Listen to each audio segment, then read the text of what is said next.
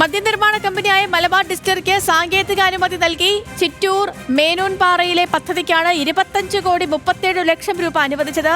മലബാർ ഡിസ്റ്റിലറിക്ക് അനുമതി വൈകുന്നത് വിവാദമായതിന് പിന്നാലെയാണ് ഈ നടപടി വന്നിരിക്കുന്നത്. പ്രസാദ് ഉടുമ്പശ്ശേരിയുണ്ട്. Prasad, good morning. പറയാം അനുമതിയുമായി ബന്ധപ്പെട്ടുള്ള വിവരങ്ങൾ. ചിറ്റൂർ മേനോൻപാറയിലെ മലബാർ ഡിസ്റ്റിലറീസിന് എന്തുകൊണ്ട് അനുമതി വൈകുന്നു, അന്തിമ അനുമതി വൈകുന്നു എന്നുള്ളതായിരുന്നു അന്ന് വലിയ വിവാദമായി മാറിയത്. നമ്മൾ ഉൾപ്പെടെ ഇത് വാർത്ത ചെയ്യുകയും ചെയ്തതാണ്.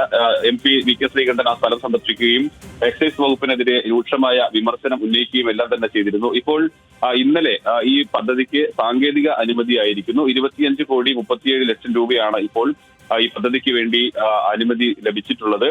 ഇത് നേരത്തെ തന്നെ കഴിഞ്ഞ വർഷം ജൂണിൽ അതിന്റെ അഡ്മിനിസ്ട്രേറ്റീവ് സാങ്ഷൻ കിട്ടിയിരുന്നെങ്കിൽ പോലും പിന്നീടുള്ള നടപടികളെല്ലാം തന്നെ വൈകിയതാണ്. ഇതാണ് വലിയ വിവാദത്തിന് കാരണമായി മാറിയിട്ടുള്ളത്. ഇപ്പോൾ ഇവിടെ പ്രതിദിനം 13,500 കേസ് ഉൽപ്പാദിപ്പിക്കാൻ മദ്യം ബോട്ട്ലിംഗ് പ്ലാന്റ് ആണ്. അത്രയും മദ്യം ഉൽപ്പാദിപ്പിക്കാനുള്ള ശേഷി പുതിയ പ്ലാന്റിന് ഉണ്ടാകുമെന്നുള്ളതാണ് ഇന്ന് മനസ്സിലാക്കുന്നത്.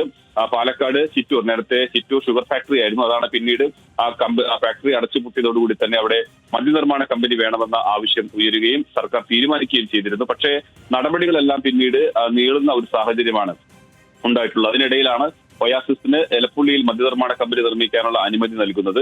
അപ്പോൾ സ്വകാര്യ കമ്പനിക്ക് അനുമതി നൽകുന്ന സമയത്ത് എന്തുകൊണ്ട് സർക്കാർ ഉടമസ്ഥതയിലുള്ള ഒരു കമ്പനിക്ക് അതിന്റെ മറ്റ് നടപടിക്രമങ്ങൾ വൈകുന്നു എന്നുള്ളതായിരുന്നു വലിയ വിവാദമായി മാറിയിട്ടുള്ളത്. എന്തായാലും ആ വിവാദത്തിന് അവസാനമായിരിക്കുന്നു. അതിനിപ്പോൾ സാങ്കേതിക അനുമതി ലഭിച്ചിട്ടുണ്ട്.